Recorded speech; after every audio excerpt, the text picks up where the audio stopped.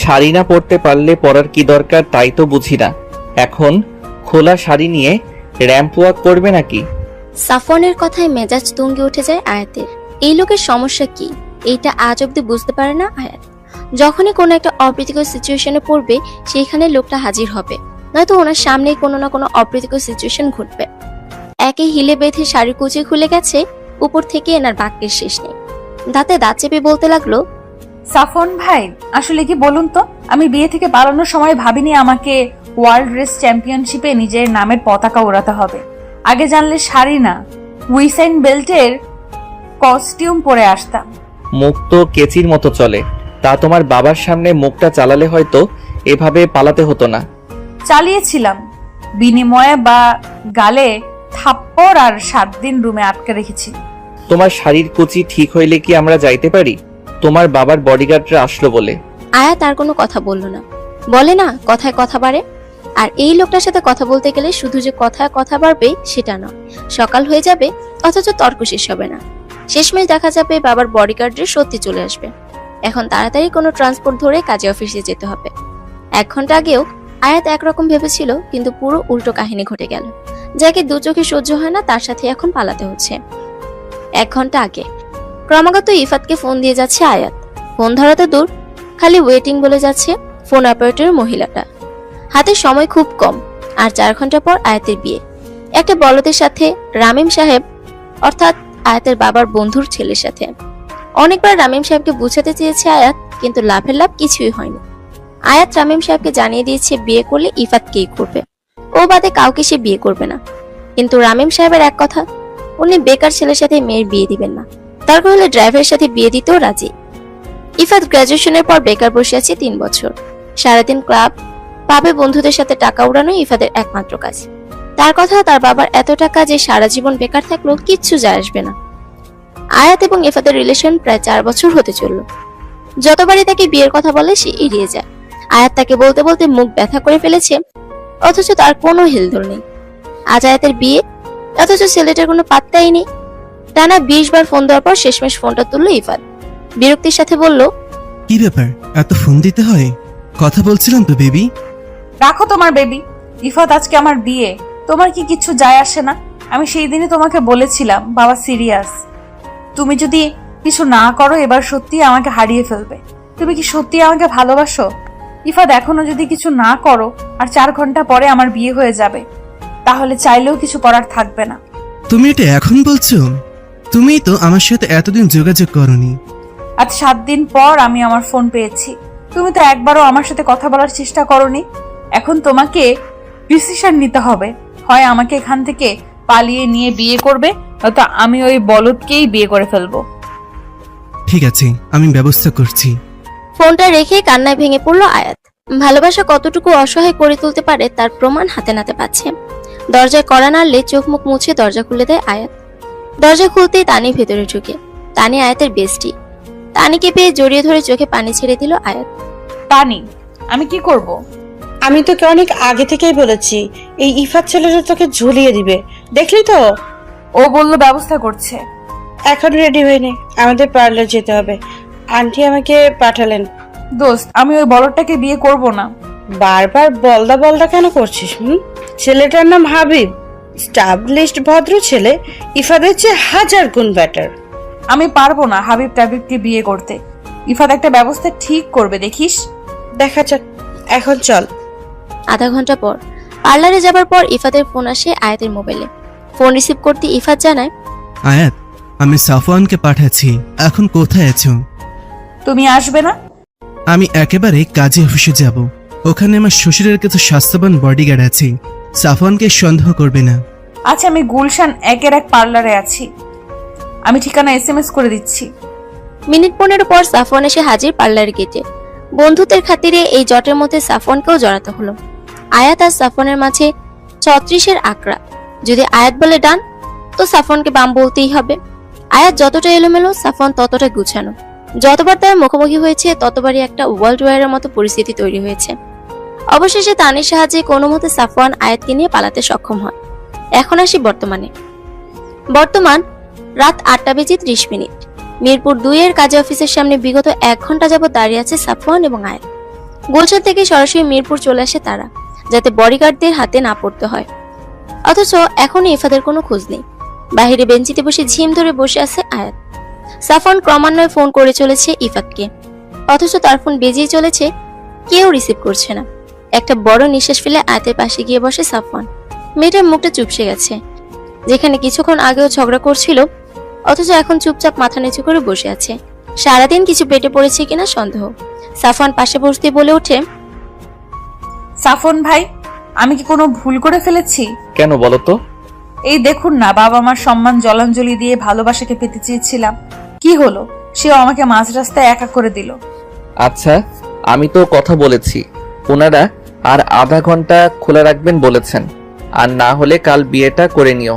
ইফাতকে আমি চিনি, ও ঠিক চলে আসবে। সান্ত্বনা দিচ্ছেন? হুম, ও আর যাই করুক তোমাকে ঠকাবে না। সাফওয়ানের কথায় মলিন হাসি হাসে আয়াত।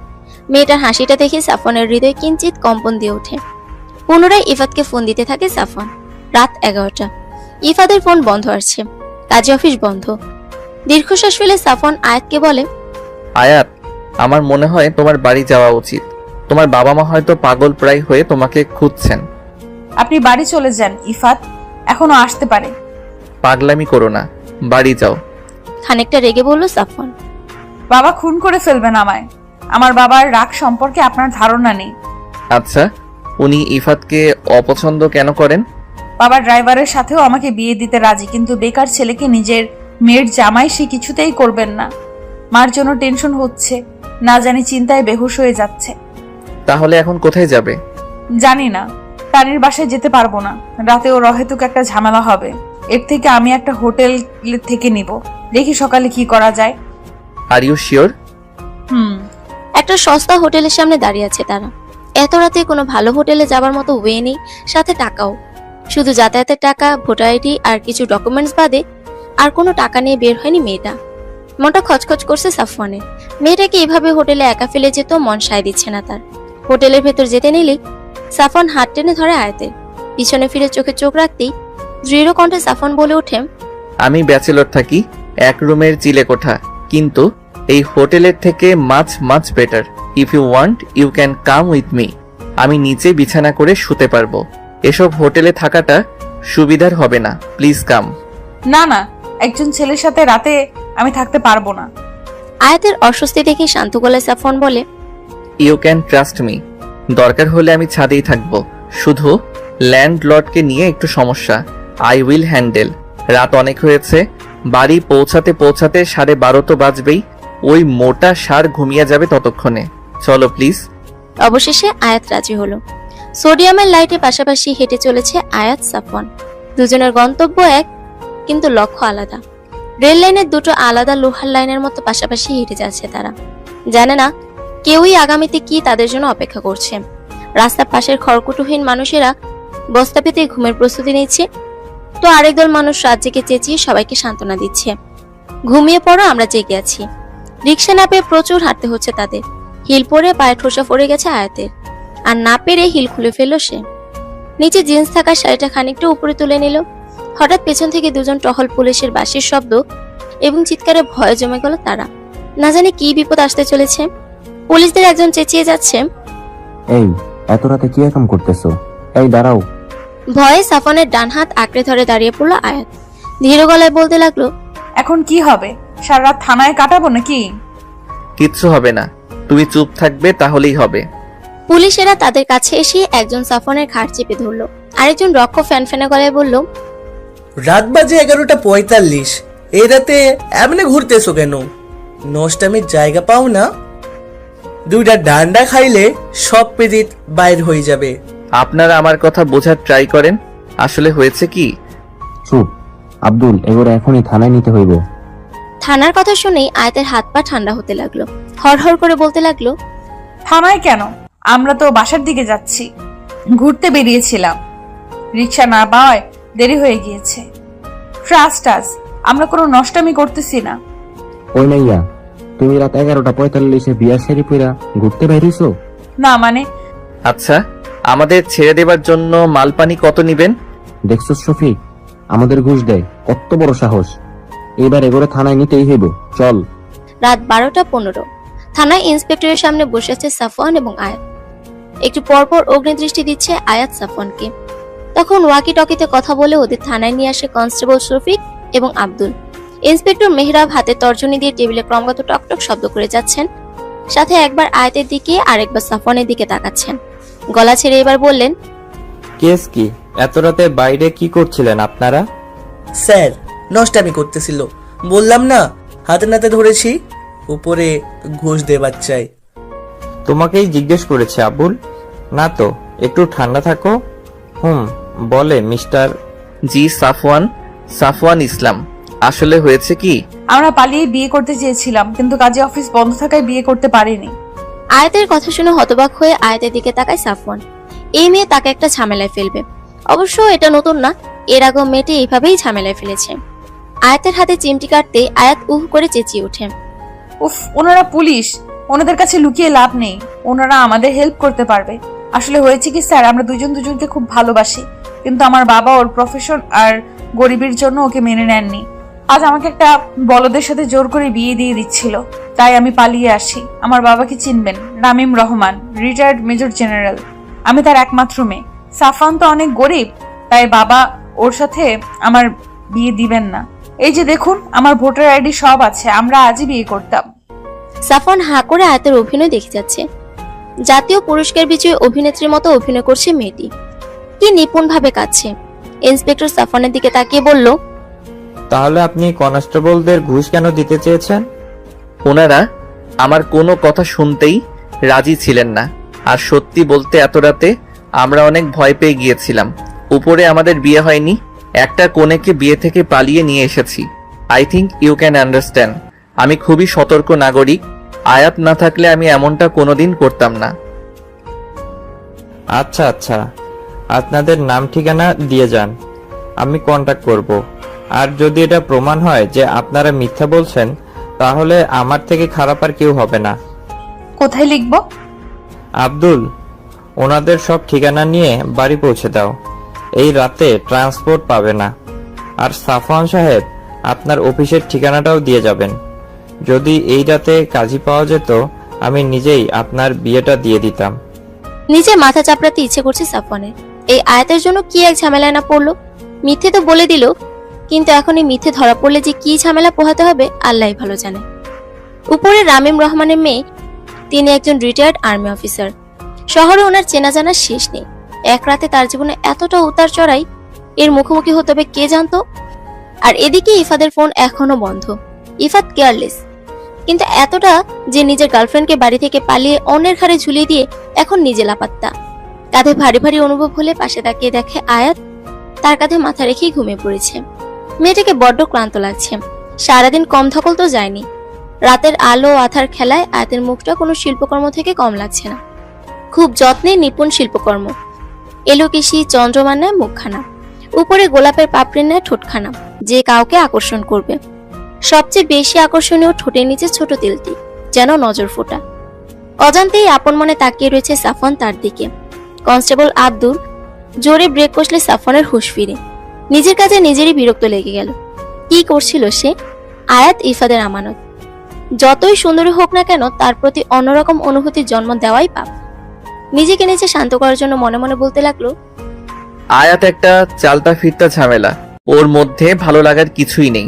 মনে নেই একবার তোর এক্সিবিশন ওর জন্য নষ্ট হয়ে গিয়েছিল, ওর জন্য আজকে তোর থানায় যেতে হয়েছে। সাফওয়ান, ওকে ইফাদের হাতে তুলে দিলেই তোর কাজ শেষ। সো নো মোহিত হওয়া হই। তুই একজন আর্টিস্ট, তাই তোর ওকে দেখে ভালো লেগেছে, এটাই, আর কিচ্ছু না।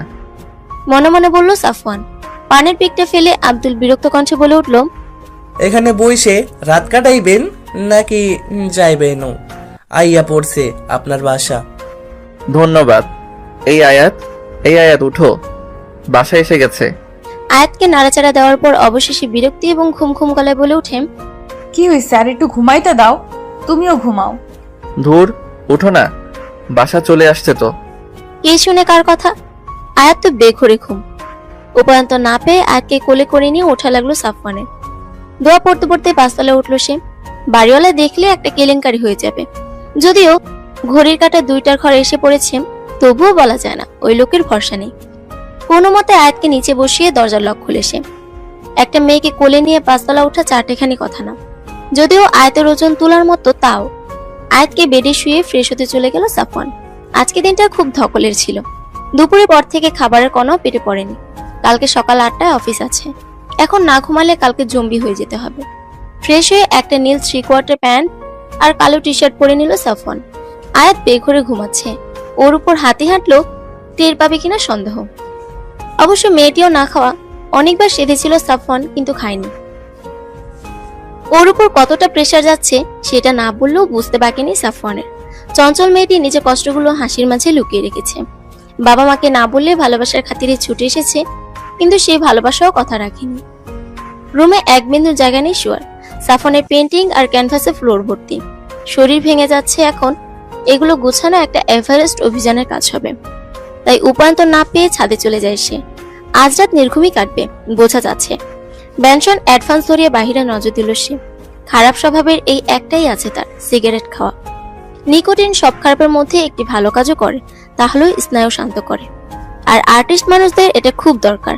সাফনের জীবনটা খুব এলোমেলো। আয়াত যেন এই এলোমেলো জীবনে আরো ঝড় এনে দিয়েছে। আর্টিস্ট হবার ঘর ছেড়ে শহরে আসে সে, কিন্তু অভাবের শহরে শখের দাম নেই। পড়াশোনায় ভালো হয়, একটা 17,000-এর চাকরি ম্যানেজ তো হয়ে গেছে, কিন্তু 17,000-এ ঢাকা শহরে কি হয়? সকাল 8টা থেকে রাত 7টা অবধি চাকরি করে এসে রাতে নিজের কল্পনার দুনিয়াতে তুলি ঘোরায় সে। 2-3টা আর্ট গ্যালারিতে আঁকাও দিয়েছে, তাতে বেশ একটা লাভও হয়নি। একবার তো এক্সিবিশনও পেয়েছিল, কিন্তু ওই আয়াতের জন্য সব আর্টগুলো নষ্ট হয়ে গিয়েছিল। তারপর থেকে মেয়েটাকে সাফনের সহ্য হয় না। অতীতের পাতা উল্টাতে উল্টাতে কখন সকাল হয়ে গেছে খেয়ালই নেই সাফনের। সকাল 6টা। রুমের দিকে হাঁটা দেয় সাফন। চিলে কোঠা আর ছাদ পাশাপাশি, একটা দরজা দিয়ে ঢোকা যায়। দরজাটা খুলতেই মুহূর্তে শিরদাঁড়া দিয়ে শীতল রক্ত বয়ে গেল সাফওয়ানের। ধরাম করে দরজা বন্ধ করে দিল সে। আয়াত তখন বেঘরে ঘুম, শাড়ি এলোমেলো, আঁচলের কোনো হদিশ নেই, সাদা ধবধবে পেটটা উন্মুক্ত। মেয়েটা এত কেয়ারলেস কিভাবে হতে পারে? ঘুমে কারো শাড়ি এতটা এলোমেলো হয়ে যেতে পারে? দরজাটা আটকিয়ে পুনরায় ছাদে চলে এসেছে সাফওয়ান। চোখ বন্ধ করলে এখনো আয়াতের প্রতিছবি ভাসছে। এই প্রথম কোনো নারীকে এতটা কাছ থেকে দেখেছে সে। এত সুন্দর নারীও হতে পারে, যেন ভাস্করের নিপুণ হস্তের শিল্পকর্ম। মাঝে মাঝে ছেলেদের পক্ষেও নিজেকে আটকানো কঠিন হয়ে পড়ে। আর সব থেকে আকর্ষণীয় ছিল নাভির পাশের খাড়ো-তেলটি। যে কোনো ছেলের মাথা ঘোরানোর জন্য সেটা যথেষ্ট। ছাদের পানের নলটি ছেড়ে মাথা ঢুকিয়ে বেশ কিছুক্ষণ বসে রইল সাফওয়ান। একই সকাল, উপরে কালকে রাতে বেশ শিশির পড়েছিল। পানিটা বেশ ঠান্ডা। এখন এই ঠান্ডা পানি থেরাপি তাকে কুচিন্তা থেকে রক্ষা দিতে পারবে। বেশ কিছুক্ষণ পর ঘড়ির দিকে তাকিয়ে দেখলো 7টা বাজতে চলেছে। মাথা ভেজানোর কারণে অর্ধেক শরীর এমনিতেই ভিজে গেছে। এবার ভেতরে যেতেই হবে। এখন না বের হলে অফিসে লেট হয়ে যাবে। মিনিট 20 জোরে জোরে করা নাড়লে আয়াতে সারা পায় সে। বেশ দৃঢ় কণ্ঠে বলে, আঁচলটা ঠিক করো, আমি ভেতরে আসছি। সকাল সকাল এমনিতেই জটলা পেকে থাকে আয়াতের মাথায়। উপরে মনে হচ্ছে মাথায় কেউ হ্যামার দিয়ে বেশ কিছুক্ষণ তবলা বাজিয়েছে। আশেপাশে দৃশ্য দেখে হাবলার মতো বেশ কিছুক্ষণ বসেছিল সে। কাল রাতে পুলিশের গাড়িতেই ঘুমিয়ে পড়েছিল। তারপর কিছু মনে নেই তার।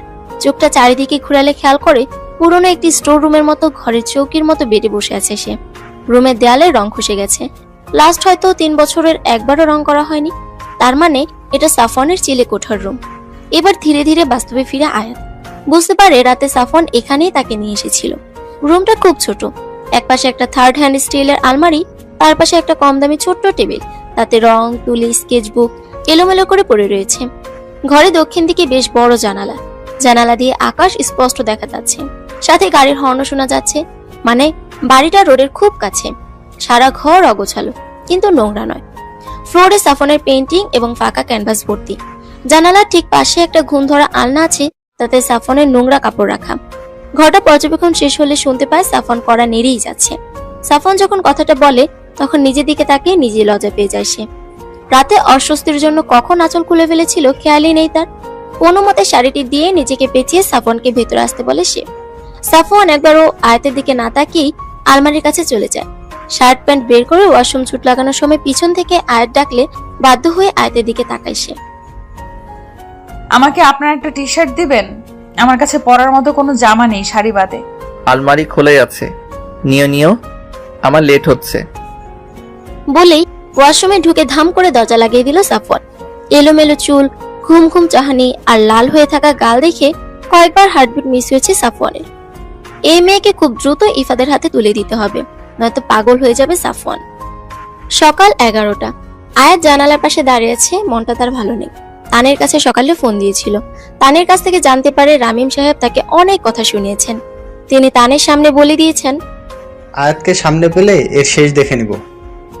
আয়াতের মা শারমিন বেগমের শরীরটা নাকি ভালো নেই। মেয়ে নিখোঁজ দেখে প্রেশার লো হয়ে 2-3 বার অজ্ঞান হয়েছেন। ছুটে যেতে ইচ্ছে করছে মায়ের কাছে, কিন্তু নিজের কর্মফল যে নিজেকে ভোগ করতে হচ্ছে। ইফাদের আশায় ঘর ছেড়ে আসার সময় একবারও কল্পনা করেনি আজ ভালোবাসার শাস্তি এভাবে পেতে হবে তাকে। ইফাদের ফোন এখনো বন্ধ। ইফাদের কিছু বন্ধু বান্ধবদের নাম্বার সাফনের কাছ থেকে নিয়ে রেখেছিল। তারা কেউ জানে না ইফাত কোথায়। আচ্ছা, ইফাদের কোনো বিপদ হয়নি তো? বাবা ওর কোনো ক্ষতি করে নাই তো? ধুর, আর ভাবতে পারছি না। একবার ইসরাতের সাথে কথা বলতে পারলে হয়তো জানতে পারতাম, কিন্তু ওর নাম্বারটাও বন্ধ। উফ, এই ভাই বোন নিজের ফোনটা কেন বন্ধ করে রেখেছে? আমি এখন কি করব? তানির বাসায় যেতে পারবো না। বাবা তানির বাসার সামনে পাহারা লাগিয়েছে। সাফন ভাইকে জ্বালানোর কোনো মানে হয় না। কিন্তু কোথায় যাব আমি? জানালার পাশে দাঁড়িয়ে নিজেকেই নিজে প্রশ্ন করে যাচ্ছে আয়াত। সামনে যে ডেড এন্ড, যাওয়ার পথটুকু খুঁজে পাচ্ছে না। বুকের বাঁ পাশে চিনচিনে ব্যথা, চোখে নোনা জলের আবির্ভাব ঘটাচ্ছে বারংবার। সাফন মাঝে একবার ফোন দিয়ে খোঁজ নিয়েছে যে সে খেয়েছে কিনা। সে বন্ধু হিসেবে তার দায়িত্বের অধিক পালন করে যাচ্ছে, আর অসহায়ের মতো আয়াত তার সাহায্য নিয়ে যাচ্ছে। চোখ মুছে দৃঢ় পরিকল্পনা করলো সে।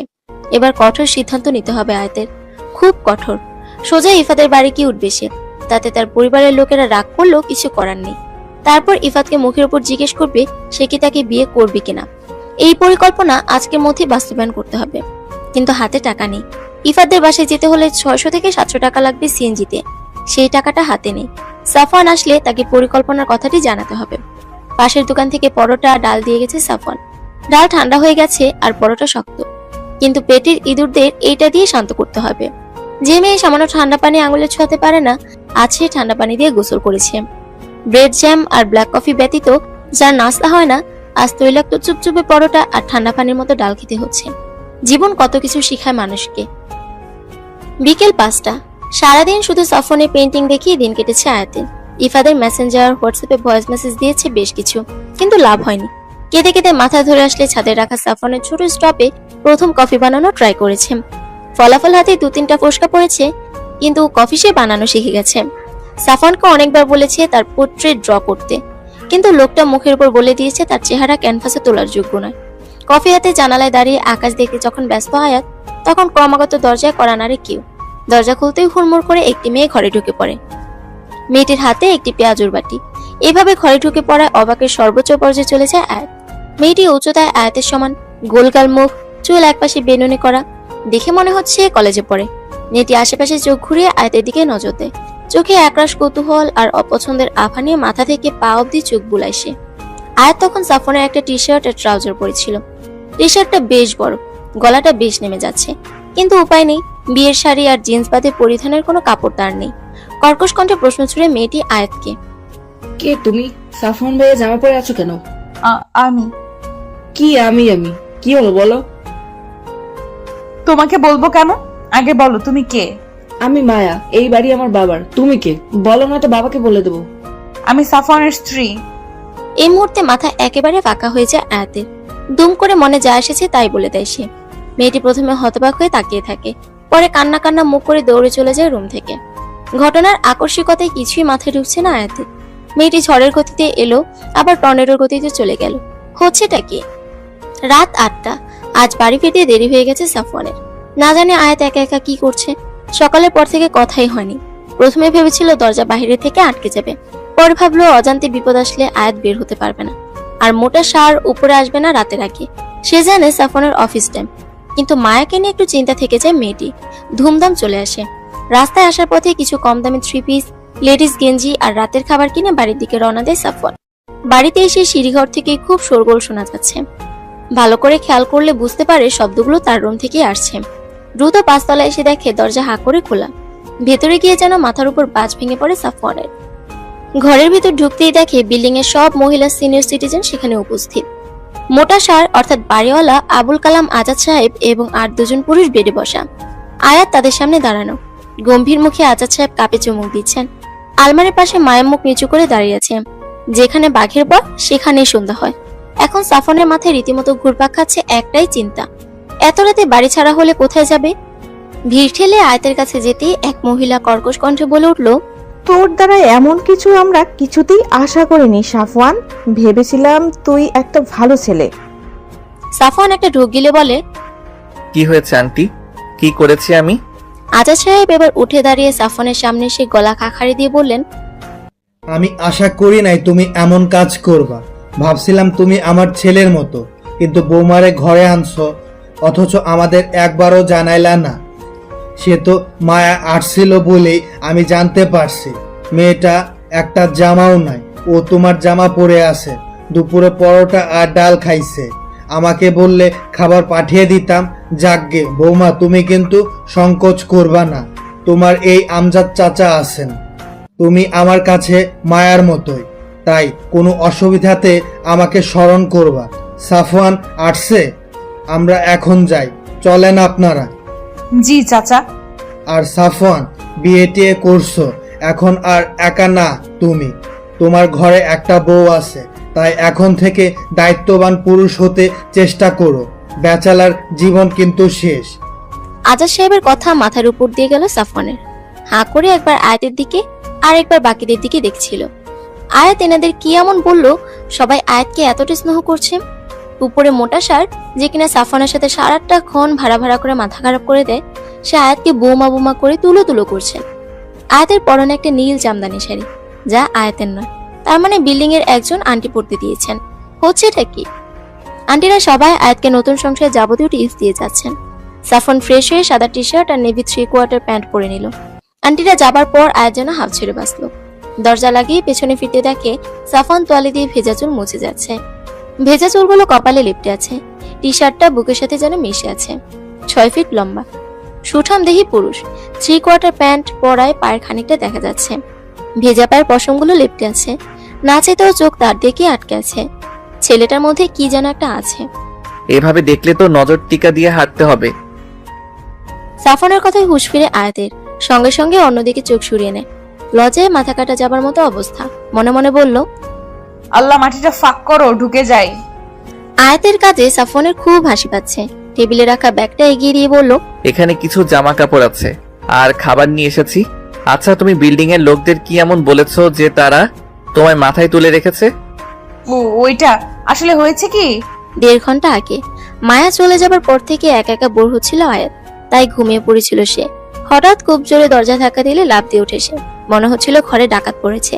ধীর পায়ে দরজা খুলতেই হুড়মুড়িয়ে একদল মহিলা আর 3 জন মধ্যবয়স্ক পুরুষ ঢুকে পড়ল। আকর্ষিতভাবে এত মানুষ ঘরে ঢুকে পড়া আয়াত ভয়ে সিটিয়ে যায়।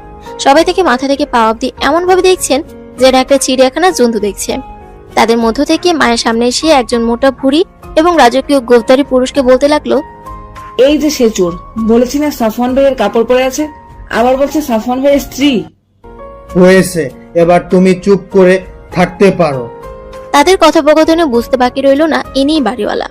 এই লোকটাকেই সাফওয়ান মোটা সার বলে।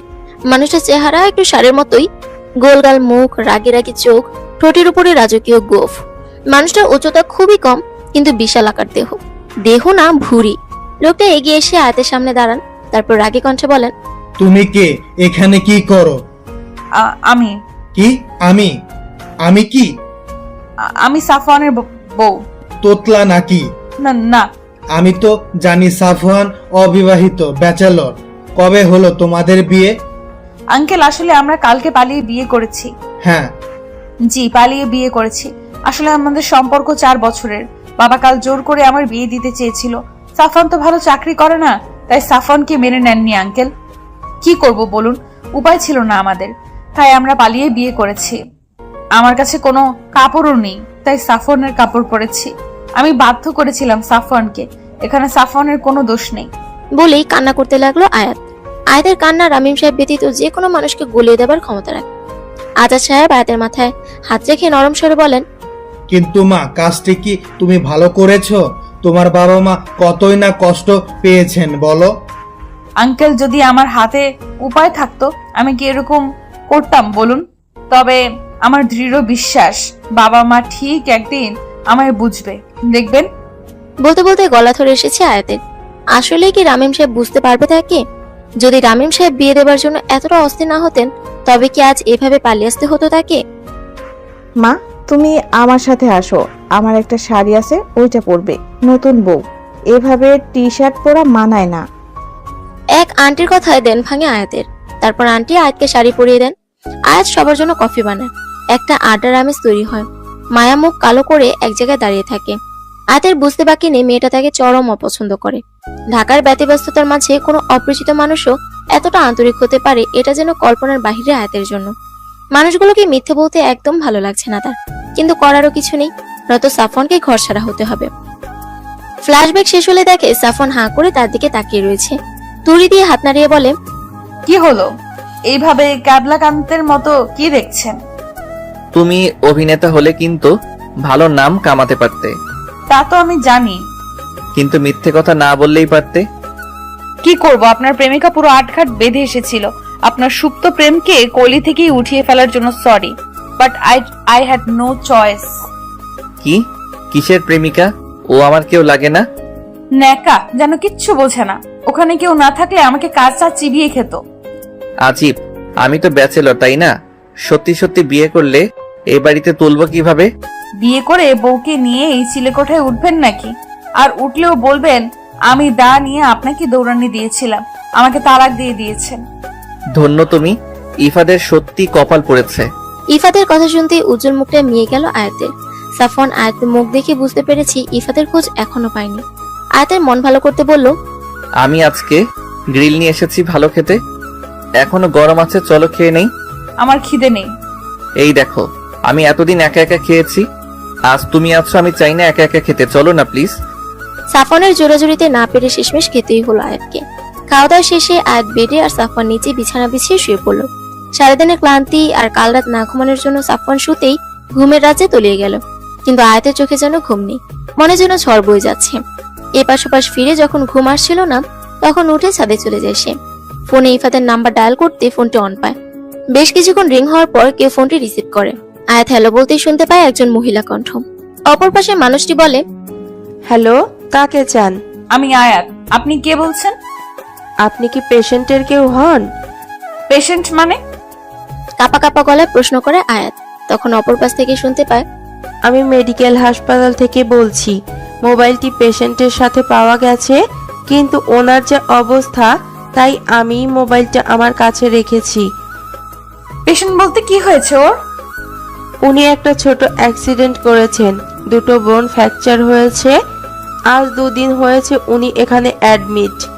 ওনার সাথে কোনো আত্মীয় বা পরিবারের কেউ আসেননি। আমি আজকে মোবাইলটা অন করলাম যাতে কেউ ফোন করলে জানাতে পারি। এটা কোন মেডিকেল? ঢাকা মেডিকেল। ও ভালো আছে তো? হ্যাঁ, টেনশনের কোনো কারণ নেই, 1 মাসের মধ্যে নর্মাল হয়ে যাবে। ঠিক আছে, ও কি ঘুমাচ্ছে? হ্যাঁ, ওনার তো রেস্ট দরকার। বেশ, আমি কাল সকালেই আসবো, আপনি ফোনটা রিসিভ করবেন প্লিজ। আচ্ছা। ফোনটা রেখে কান্নায় ভেঙে পড়ে সে। যেটার ভয় পাচ্ছিল ঠিক সেটাই হয়েছে। ইফাত এত বড় একটা বিপদে ছিল, আর সে কিনা জানতোই না, কি ভুলটাই না বুঝেছিল। সকাল হতেই ঢাকা মেডিকেলে যেতে হবে, নয়তো সত্যিই দেরি হয়ে যাবে। সারা রাত দুশ্চিন্তাতেই কাটিয়ে দিল। ঘুম যেটুকু এসেছিল তাও পালিয়ে গেছে। না জানি ইফাতকে কি অবস্থায় দেখবে। সকাল 5টা। আজানের সাথে সাথে ঘুম ভেঙে গেল সাফওয়ানের। চোখ খুলতে বেডের দিকে চোখ পড়তে দেখলো আয়াত নেই। এক লাফে শোয়া থেকে উঠে বসলো। আশেপাশে চোখ ফিরিয়ে দেখলো না, মেয়েটি নেই। ব্যতিব্যস্ত হয়ে খুঁজতে লাগলে দেখতে পেল দরজার ফাঁক দিয়ে নীল শাড়ির আঁচল দেখা যাচ্ছে। তার মানে আয়াত ছাদে রয়েছে। মেয়েটি কি তবে রাতে ঘুমোয়নি? ধীর পায়ে ছাদের দিকে এগিয়ে গেলে দেখতে পায় বিষণ্ণ চিত্তে বাহিরের দিকে তাকিয়ে রয়েছে আয়াত। সূর্যের প্রথম কিরণে দীপ্তময়ী মুখটা যেন বুকে যেয়ে লাগার ক্ষমতা রাখে। চুলগুলো হাওয়ার সাথে তাল মিলিয়ে আপন মনে উঠছে। ব্রিক গোডেস অ্যাপ্রোডিতে কেউ হার মানাবে এই মানবীর সৌন্দর্য। নিজেকে সামলে গলা খাখারে দিয়ে জিজ্ঞেস করে, সারা রাত কি চোর পাহারা দিচ্ছিলে? ইফাত হসপিটালে। কি? কাল রাতে ওর ফোনে ফোন দিয়েছিলাম। ভারাক্রান্ত গলায় রাতের নার্সের সাথে কথোপকথন সম্পূর্ণ বিস্তারভাবে বলল সাফওয়ানকে। চিন্তায় ভ্রু কুঁচকে আসে সাফওয়ানের। তাহলে ইফাতকে ভুল বুঝেছিল এই 2 দিন। আয়াতের মাথায় হাত বুলিয়ে বলল, 7টার মধ্যে রেডি হয়ে নাও, মেডিকেলে যেতে আধা ঘন্টা লাগবে। জ্যামে না পড়লে মুখটা ভালো করে ধুয়ে নিও, এরকম জম্বি লুক দেখলে ভয় পাবে ইফাত। সাফওয়ান ভাই। আয়াত চেঁচিয়ে এলোপাথারি মারতে লাগলো সাফওয়ানকে। সকাল 8টা, জেনারেল ওয়ার্ডের সামনে দাঁড়িয়ে আছে আয়াত এবং সাফওয়ান। নার্স এই রুমের পথ দেখিয়ে চলে গেছেন। বেড নাম্বার 13 এর সামনে দাঁড়িয়ে আছে তারা। ইফাত তখন কাঁথা মুড়ি দিয়ে শুয়ে আছে, পিঠের দিক থেকে মুখ দেখা যাচ্ছে না। চোখে পানি নিয়ে আস্তে করে পাশে বসে ইফাদের কাঁথা না সরিয়ে বলতে লাগলো, তুমি এতটা কেয়ারলেস কেন? তোমার কিছু হলে আমার কি হতো? কখনো কি আমার কথা ভাববে না? আমাদের তো সেদিন বিয়ে করার কথা ছিল, জানো আমি লাল বেনারসি পরেছিলাম, ঠিক তুমি যেমনটা পছন্দ করো তেমন ভাবে সেজেছিলাম, অথচ দেখো কি হলো। কথা বলবে না আমার সাথে? ও গো। আয়াতের কথাগুলো শুনে অজান্তেই বুকের বাপাশে তীক্ষ্ণ ব্যথা অনুভূত হলো সাফওয়ানের। এমন তো হবার কথা ছিল না, তাহলে কেন এমনটা হচ্ছে? দ্বিধাদ্বন্দ্বে জর্জরিত সাফওয়ান ওয়ার্ড থেকে বেরিয়ে গেল। দম বন্ধ লাগছিল ওই মুহূর্তে তার। অপরদিকে কথাবার্তা শেষে আয়াতের আকুতি মিনতিতে পাশে শোয়া লোকটির ঘুম ভেঙে যায়। কাঁথাটা সরিয়ে বলে, ওগো, কবে বিয়ে করবে আমায়? কাঁথা সরানোর পর রীতিমতো শক খায় আয়াত। চিকন ছিপছিপে বডির একটি লোক সেখানে শুয়ে আছে, মুখ ভর্তি দাড়ি, চোখের নিচে কাটা ঘা যেন তার কুকামে সাক্ষী দিচ্ছে। কে আপনি? আমি শৌকত। ইফাত কোথায় তাহলে? আমি কি জানি? 1 মিনিট। নার্স, নার্স কোথায় আপনি? নার্স দৌড়ে এলে জিজ্ঞেস করে, কি হয়েছে? এটা আমার ইফাত না। ইফাত কোথায়?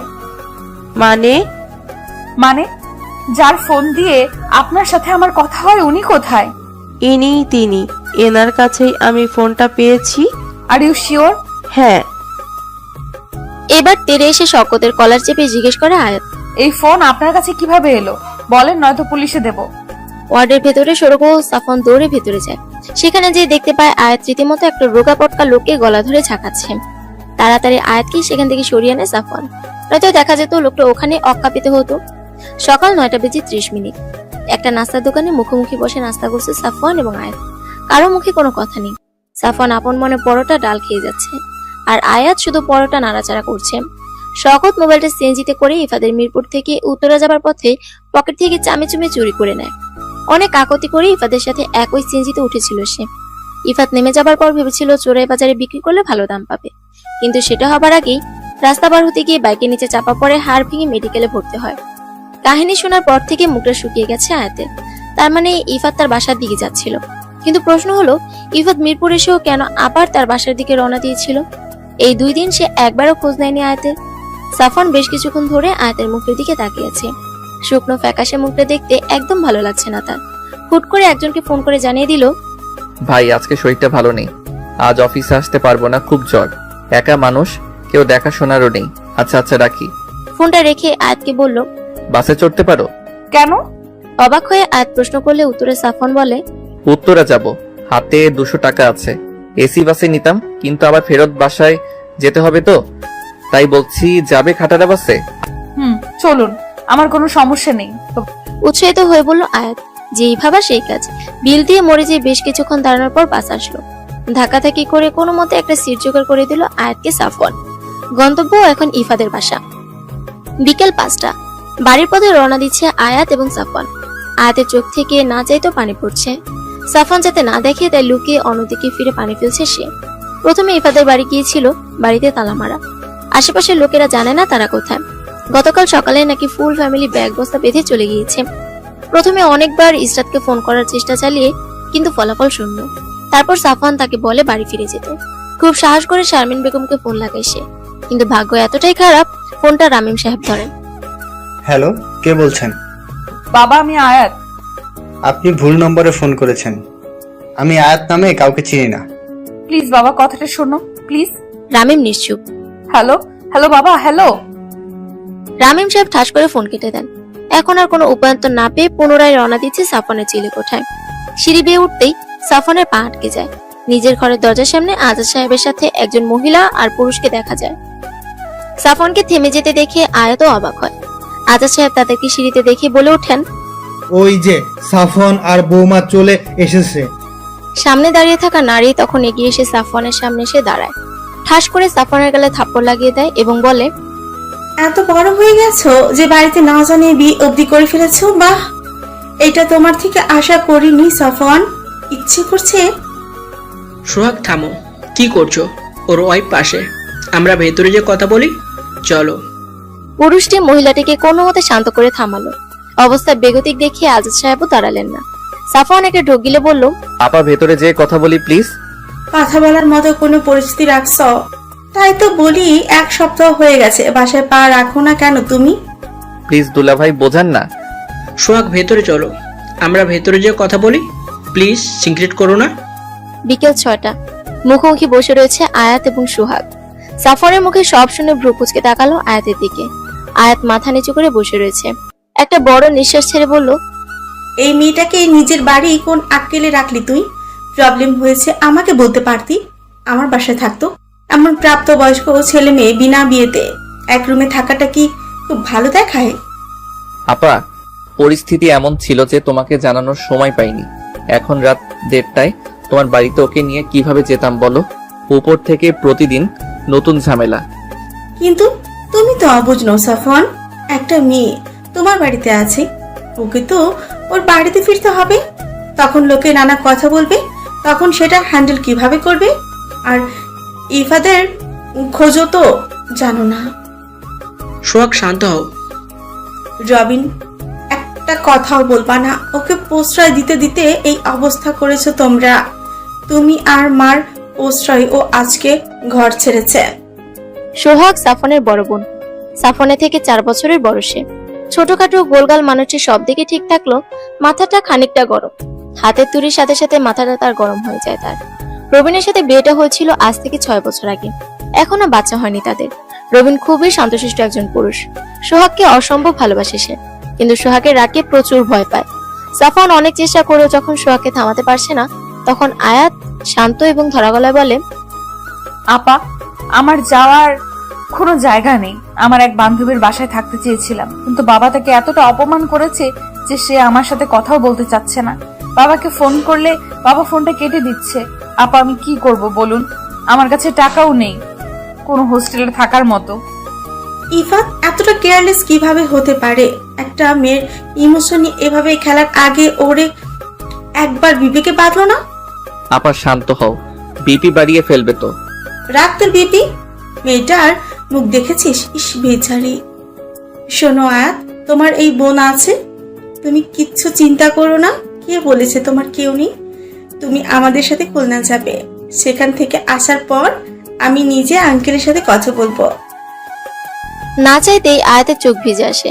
নিজের কোনো ভাই বোন না থাকার কারণে বড় বোনের কমতিটা সবসময় বলতো আয়াতের কাছে। আজ যেন সেই জায়গাটা পূরণ হয়েছে সোহাগের জন্য। জড়িয়ে ধরে সোহাগকে। তাদের এই মধুর মিলন দেখে সাফওয়ান এবং রবিন হতবাক। এই না সোহাগ মাথা গরম করে অস্থির করে ফেলেছিল সবাইকে, অথচ এখন আবহাওয়া কি শীতল কি মধুর। রাত 10টা। নিজ হাতে আজ রান্নাবান্না করেছে সোহাগ, তাকে সাহায্য করেছে আয়াত।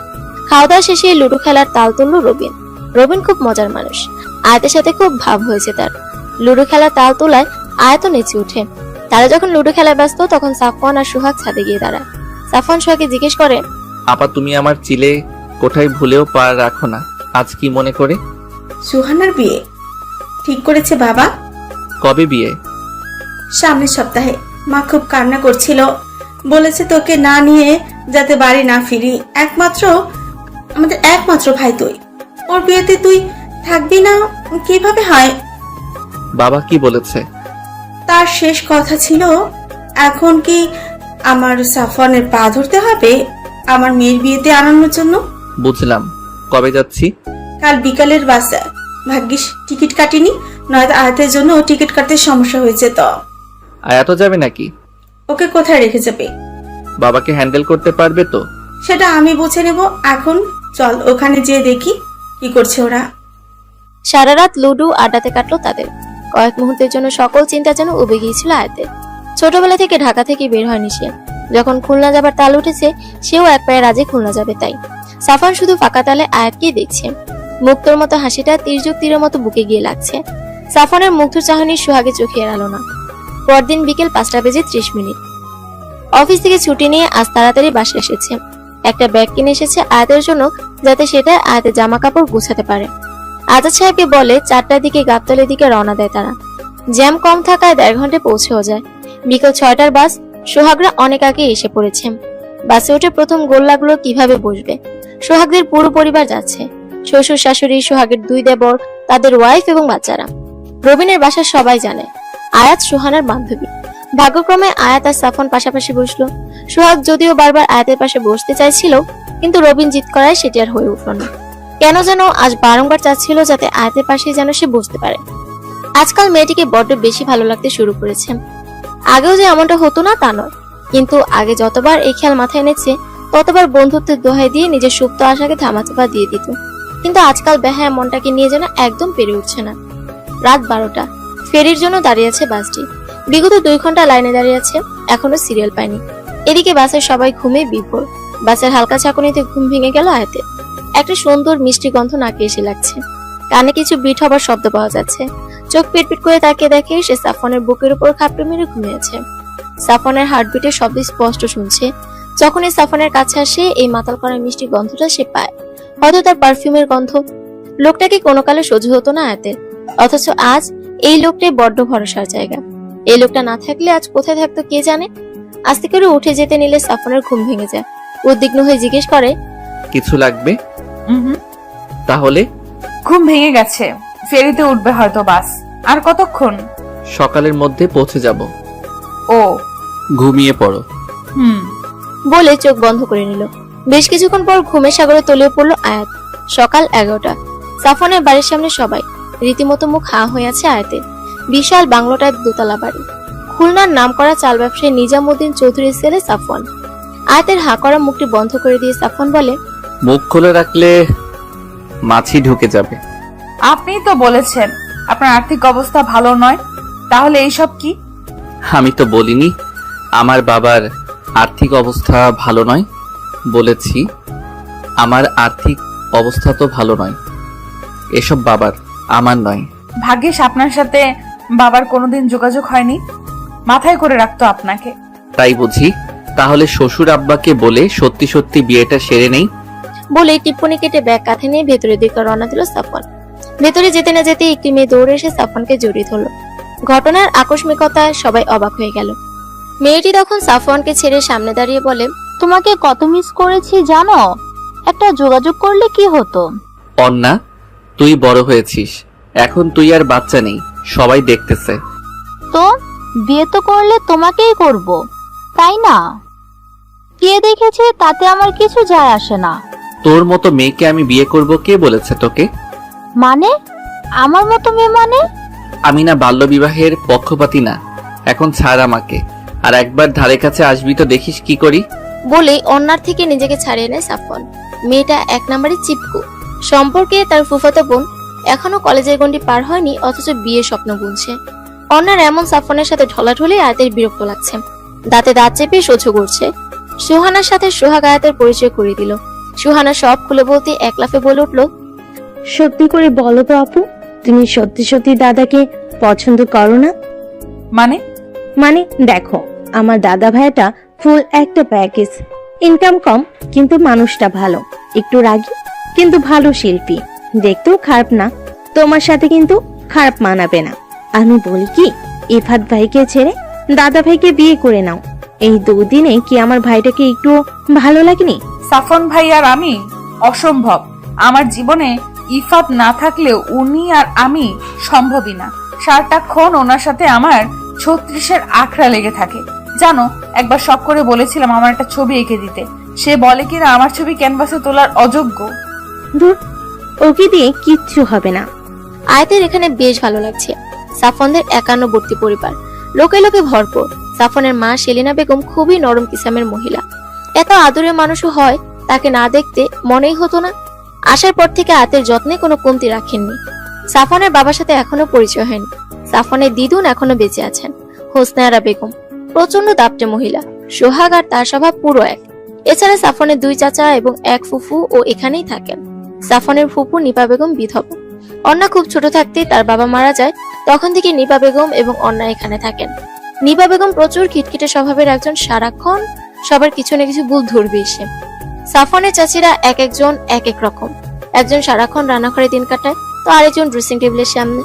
সাফওয়ানের অন্নাবাদেও 4 জন কাজিনও রয়েছে, সব স্টুডেন্ট। মোটামুটি একটা বিশাল পরিবার। সবাই নিজাম সাহেবকে জমের মতো ভয় পায়। 4 বছর আগে সাফওয়ানের গ্রাজুয়েশন যখন শেষের পথে, তখন নিজাম সাহেবের ইচ্ছা ছিল সাফওয়ান যাতে ব্যবসার হাল ধরে। কারণ বাড়ির সব ছেলেদের মধ্যে সাফওয়ানই বড়। কিন্তু সাফওয়ানের ইচ্ছে ছিল আর্টিস্ট হওয়া। ব্যবসাতে বসে নিজের স্বপ্নকে জলাঞ্জলি দিবে না, বিদায় সে সেদিন ঘরে ছেড়েছিল। সুহানা যখন সাফওয়ানের এই বাড়ি ছাড়া গল্পটি বলেছিল আয়াতকে, তখন আয়াতের নজর ছিল উঠানে বসে আড্ডারত সাফওয়ানের দিকে। লোকটার প্রতি সম্মান যেন আরো বেড়ে গেল আয়াতের। দুদিন পর সন্ধ্যা 7টা। আজ সুহানার হলুদ। আয়াতের কাছে পরার মতো কিছু ছিল না বলে সোহাগের একটি কাঁচা হলুদ জামদানি শাড়ি তাকে পরিয়ে দেয় সোহাগ। ঘন কালো চুলগুলো খোপা করে তাতে বেলি ফুলের মালা পরিয়ে দেয়। হালকা সাজিয়ে আয়াতকে যেন সদ্য ফুটন্ত হলুদ গোলাপ লাগছিল। হলুদের অনুষ্ঠান শুরু হবে, তাই সব মেয়েরা টেবিল সাজাতে ব্যস্ত হয়ে পড়ল। সেলিনা বেগমের হাতে যে অনেক কাজ, এখনো ফলের ডালা সামনে যায়নি, কিন্তু মেয়েগুলো হয়েছে এমন যে তাদের খুঁজে পাওয়া ভার। অগত্যা সামনে আটকে পাওয়ায় আয়াতের হাতে ফলের ডালা দিয়ে বললেন, মা এটা একটু স্টেজে রেখে আইতো। আচ্ছা আন্টি। এরপর আমার সাথে এসে একটু হলুদের ডালাও নিতে হবে। দেখ না সবগুলো সাজতে বসেছে, যেন মিস ওয়াল প্রতিযোগিতায় যাবে। তোকে মাশাআল্লাহ কি সুন্দর লাগছে না সেজে। তুই আমাকে একটু সাহায্য কর মা, আর বেশি সময়ও নেই। আচ্ছা আন্টি, তুমি টেনশন করো না। বলেই ফলের ডালা হাতে নিয়ে নিল আয়াত। বলে তো দিয়েছে ডালা নিয়ে যাবে, কিন্তু এত ভারী ডালা তার একার পক্ষে নেওয়া অসম্ভব। খুব কষ্টে স্টেজ অব্দি নিতে নিতে যখন ডালা পড়া ভাব, অমনি কেউ একজন এসে ডালাটি ধরে নেয়। সেই পরিচিত মিষ্টি গন্ধ। মানুষটার কেউ না, সাফওয়ান। হলুদ পাঞ্জাবি, কালো মুজিব কোটে আর সাদা চুড়িদারে তাকে বেশ মানিয়েছে। হাতে কালো ঘড়ি, চুলগুলো কপাল ঢেকে দিয়েছে। যে কোনো মেয়েকে ফ্লার্ট করার ক্ষমতা রাখে সে। আয়াতের হাত থেকে ডালা নিয়ে নিজে রেখে দেয় স্টেজের টেবিলে। পর মুহূর্তে বলে, যা পারো না শুধু শুধু ভাব নিয়ে সেটা করার কি আছে? আমি তো তাও কাজ করার চেষ্টা তো করছি। আপনার হবু বউ অন্যার মতো আটা ময়দা সুজি ঘষাঘষি তো করছি না। এই মুখে মুখে তর্ক করবা না। কোথায় হেল্প করেছি ধন্যবাদ দিবে তা নয়। বেশ করেছি। কিসে হেল্প বলুন তো? সারাক্ষণ ঠেস দিয়ে কথা বললে সেটাকে হেল্প বলে না, আর যাই বলুক। তুমি আস্ত একটা ঝগড়ুটে। এখন আমি তো ঝগড়ুটে হবই। আসলে কি বলুন তো, আপনার অন্যায় আছে না? এই কি অন্না লাগিয়েছো? ও আমার ফুফাতো বোন। তাই বুঝি ন্যাকা? বলেই সেখান থেকে চলে যায় আয়াত। ইচ্ছে করে সাফওয়ানের সাথে ঝগড়া বাঁধালো সে। আসার পর থেকে একবার আয়াতের খোঁজ নেয়নি সে। উপর থেকে যখন তার সাথে কথা বলতে গিয়েছে, আয়াত পিছনে লেগেই ছিল। আর সাফওয়ান তাকে প্রশ্রয় দিয়ে গেছে। যদি তার অন্যার প্রতি দরদি না থাকে, তবে কেন কিছু বলছে না মেয়েটিকে? মনে মনে হাজারে বকাঝকা করে যাচ্ছে সাফওয়ানকে। রান্নাঘর থেকে হলুদের ডালাটা নিয়ে না দেখে আপন মনে হাঁটতে হাঁটতে কখন যে নিপা বেগমের সাথে ধাক্কা লেগে যায় সেদিকে খেয়ালই নেই আয়াতের। এদিকে ধাক্কা খেয়ে তার হাতে থাকা হলুদের ডালা নিচে পড়ে যায়। সব হলুদ নিচে পড়ে একাকার হয়ে যায়, সাথে নিপা বেগমের শাড়িতে খানিকটা হলুদ পড়ে। এমনি নিপা বেগমের মেজাজ তিরিক্ষি থাকে, উপরে ওনার শাড়ি নষ্ট হয়ে যায়, আরো মেজাজ বিগড়ে যায় তার। ফোঁস করে বলে ওঠেন, এই মেয়ে কানা নাকি তুমি? দেখে চলতে পারো না? সরি আন্টি, আমি সত্যিই দেখিনি। তোমার জন্য আমার শাড়ি তো নষ্ট হলোই, সাথে সব হলুদ নষ্ট হয়ে একাকার অবস্থা। এই মেয়ে, তোমার জন্য এখন আমার ভাতেজের হলুদটা লন্ঠবন্ট হয়ে যাবে। অলক্ষণে মেয়ে। আন্টি, আমি এখনই হলুদের ব্যবস্থা করতে বলছি। হ্যাঁ নিবা, সামান্য হলুদই তো, আর হলুদ আছে রান্নাঘরে। তুমি ড্রেস বদলে নাও, শুধু শুধু সিন বানিও না। হলুদ শুরু হবে। আয়াত, তুমি আমার সাথে আসো মা। কি বলেন ভাবি? সামান্য হলুদ? এই মেয়ের জন্য আমার এত সুন্দর শাড়িটা নষ্ট হয়ে গেল। তার বেলায় তুমি এই মেয়ের দোষটা দেখছো না? একটা বাহিরের মেয়ের সামনে আমাকে বলছো আমি সিন বানাচ্ছি। আন্টি, দোষ আমি করেছি, ক্ষমাও চাচ্ছি। তাহলে কেন অহেতুক আন্টিকে কথা শোনাচ্ছেন? মুখে মুখে তর্ক করে যাচ্ছ। এই শিক্ষা দিয়েছে তোমার বাবা মা? এই শিক্ষা দিয়েছে? বাবা মা তুলে কথা বলার পর আয়াত আর নিজেকে আটকে রাখতে পারলো না। যেই কিছু একটা বলতে যাবে, অমনি পাশ থেকে সাফওয়ান বলে উঠলো, ফুপি, আয়াতের মা বাবা তাকে শিক্ষা দিয়ে বিধায় সে এতক্ষণ নিজের দোষ না থাকা সত্ত্বেও তোমার কাছে ক্ষমা চেয়ে গেছে। একে ওর হাতে হলুদের ডালা ছিল, তবুও তুমি ওর সামনে দিয়ে হাঁটছিলে। ও যদি না দেখে থাকে, তুমিও কিন্তু ওকে দেখোনি।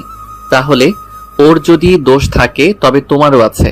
আর আজ সুহানার হলুদ জেনেও তুমি সিন ক্রিয়েট করছো। মা, এটা তোমাকে বলার পর তুমি উল্টো মাকে কথা শোনাচ্ছ, তাহলে বেশি দোষটা কার বলো?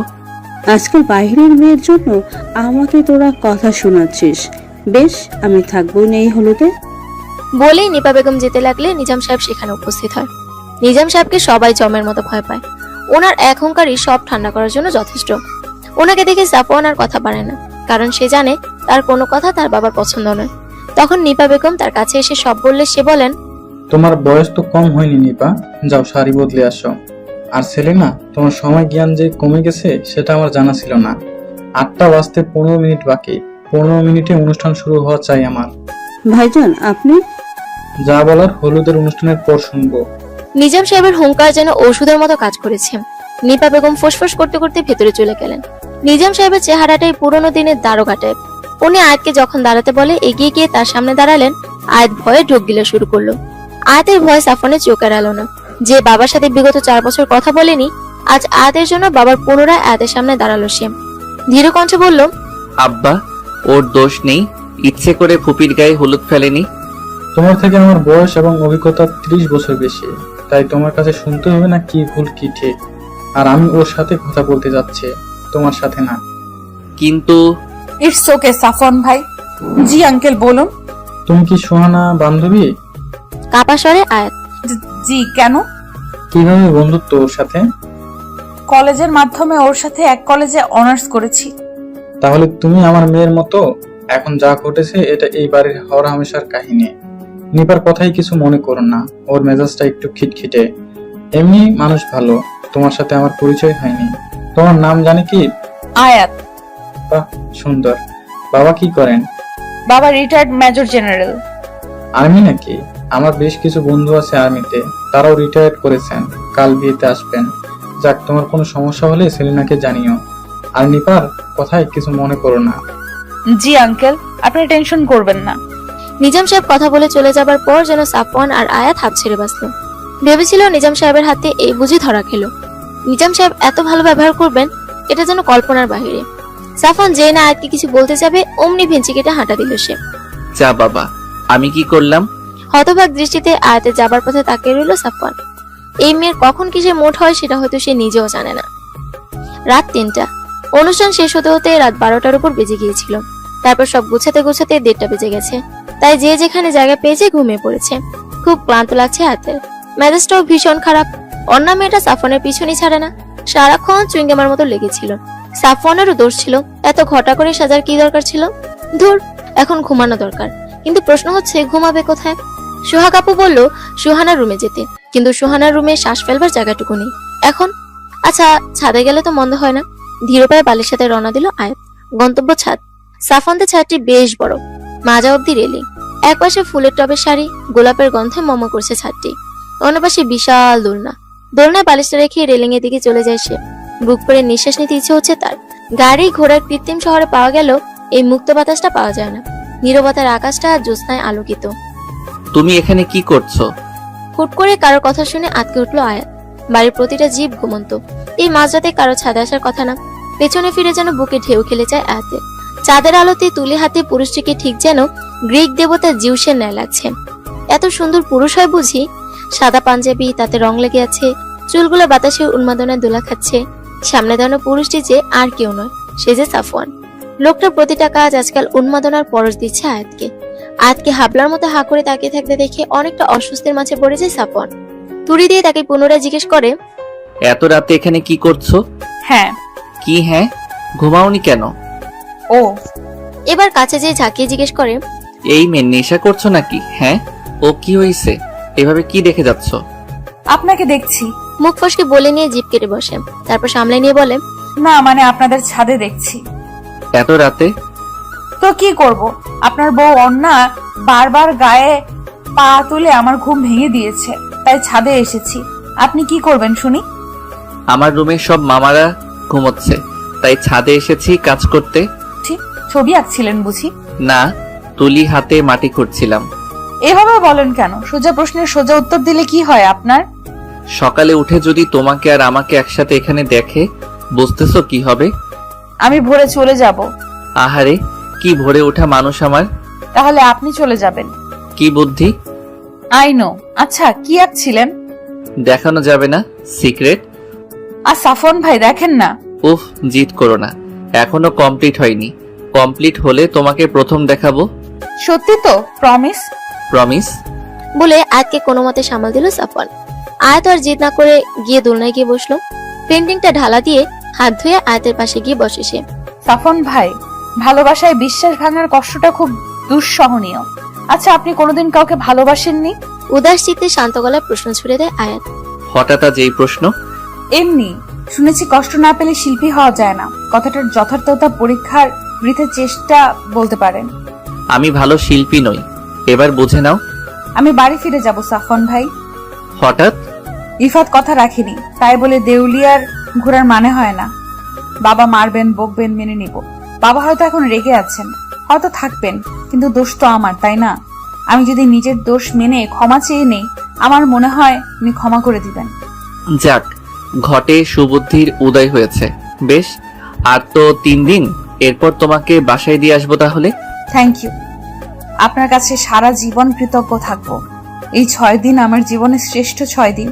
এই 6টা দিন না থাকলে আপনাকে হয়তো সারা জীবন অসহ্যের কাতারেই রাখতাম। তাই বুঝি? আমাকে এত অসহ্য লাগতো তোমার? তাই নয় কি? আপনি বলেন এই 4 বছর আপনার সাথে আমার পরিচয়, একবার ভালো ব্যবহার করেছেন? অন্যার সাথে এর চেয়ে মিষ্টি করে কথা বলেন আপনি। হিংসা হচ্ছে বুঝি? বয়েই গেছে। কোনচুরিতে কখন যে সকাল হয়ে গেছে টের পায়নি তারা। ভোরের প্রথম কিরণে মুগ্ধ নয়নে আয়াতের দিকে তাকিয়ে আছে সাফন। এতটা স্নিগ্ধ মেয়েটাকে সারা জীবন নিজের কাছে রেখে দিতে ইচ্ছে করছে। আয়াত উঠে নিচের দিকে চলে যাবার সময় পিছু ডাকে সাফন। শান্ত স্বরে জিজ্ঞেস করে, তুমি কি এখনো ইফাদের জন্য অপেক্ষায় আছো? জানি না, আজকাল তার আনাগোনা আমার হৃদয়ে বন্ধ হয়ে গেছে। তাকে নিয়ে কোনো স্বপ্ন বুনে না ভাবনারা। হয়তো অপেক্ষার প্রহর আর গুনতে চায় না বেহায়া মনটা। যদি কেউ নতুন করে বন্ধ হৃদয়ের দরজায় কড়া নাড়ে তবে? এবার আর অন্ধ হয়ে দরজা খুলবো না, কাঠ খড় পোড়াতে হবে। কিন্তু তাহলে কড়া নাড়ার সুযোগ দিচ্ছ? বাবার হৃদয়ে দরজায় কড়াটা আগে নাড়তে হবে। বাবা দরজা খুলে আমন্ত্রণ জানালে আমার কোনো সে নেই। যা যা, একটু বন্ধুরা চান্স নিত তাও হবে না। থাকেন, আমি যাই বলে রুমের দিকে হাঁটা দিল আয়াত। আর তার যাওয়ার পানে এক দৃষ্টিতে তাকিয়ে আছে সাফন। 2 দিন পর আজ সুহানার বিয়ে। কমিউনিটি সেন্টারে বিয়েটা হবে। সাফনের অন্যান্য কাজিনদের সাথে আয়াতও লাইনে দাঁড়িয়েছে বরের ঘির ধরতে। নিজাম সাহেব প্রচুর নামি দামি লোকদের একজন বিধায় আত্মীয় এবং গেস্টের অভাব নেই। সবাইকে গোলাপ জলের ছিটা দিয়ে বরণ করেছে আয়াতরা। হুট করে একজন গেস্টের দিকে গোলাপ জল ছিটাতেই হাত আটকে গেল তার। গেস্টও আয়াতকে নিপুণ শুকনো দৃষ্টিতে পর্যবেক্ষণ করে যাচ্ছে। আয়াতের চোখে পানি ছলছল করছে। এভাবে তার সাথে দেখা হবে এজন্য মানতে পারেনি সে। মনের অজান্তেই মুখ ফসকে বেরিয়ে গেল আয়াতের। বাবা, বাবা তুমি এখানে? রামিম সাহেব কড়া নজরে তার দিকে তাকিয়ে রয়েছেন। তার চোখে কৌতূহলের ছাপ ফুটে উঠেছে। এত মেহমানের মাঝে নিজের রাগও প্রকাশ করতে পারছেন না। শারমিন বেগম দৌড়ে এসে মেয়েকে জড়িয়ে ধরলেন। 1 সপ্তাহ মেয়েকে না দেখিয়ে অস্থির মনটা আজ শান্ত করছেন। আয়াত মাকে কাছে পেয়ে পাগলের মতো কাঁদছেন। মা মেয়ের এমন মিলন সবার চোখ এড়ালো না। সাফনের পরিবারের লোকেরা কৌতূহলী দৃষ্টিতে তাকিয়ে আছে, কিন্তু অনুষ্ঠান বিধায় কোনো প্রশ্ন করার সুযোগ পাচ্ছেন না। রামিম সাহেব উত্তেজিত হয়ে জিজ্ঞেস করলেন, তুমি এখানে কি করছো? আমি তো ভেবেছিলাম ওই লাফাঙ্গার সাথে পালিয়ে আমার মুখে চুনকালি লেপে দিয়ে বিয়ে টিয়ে করে ফেলেছ, কিন্তু এখানে তোমাকে দেখবো তা আশা করিনি। তা কোথায় তোমার গুণধর বয়ফ্রেন্ড কাম হাজব্যান্ড? আয়াতের মুখে যেন তালা পড়ে গেল। কি বলবে বুঝেই পাচ্ছিল না। অমনি পেছন থেকে সাফন আয়াতের নাম ধরে ডেকে ওঠে। তাছাড়া সে ধীর কণ্ঠে বলে ওঠে, স্টেজের কাছে যাও, মা তোমাকে খুঁজছে। ও, তাহলে এই সেই ছেলে? কড়া কণ্ঠে প্রশ্নটি ছুড়ে দেন রামিম সাহেব। সাফন হতবাক দৃষ্টিতে রামিম সাহেবের দিকে একবার আরেকবার আয়াতের দিকে তাকাচ্ছে। মনে হাজারো প্রশ্নরা ভিড় করছে। আয়াতকে ইশারা করলে আয়াত ইশারাতেই জানায় বাবা মা। সাফন পারলে সেখান থেকে দৌড় মারে, কিন্তু আয়াতের মুখের দিকে তাকিয়ে ওখানেই দাঁড়িয়ে থাকে। রামিম সাহেব এগিয়ে এসে সাফনের সামনে দাঁড়িয়ে ধীর কণ্ঠে বললেন, তোমাকে দেখে তো ভদ্রবাড়ির ছেলেই মনে হচ্ছে, কিন্তু তুমি এমন একটা কাজ করার আগে একবারও এটা ভাবলে না একটা পরিবারের কতটা অসম্মান হয়?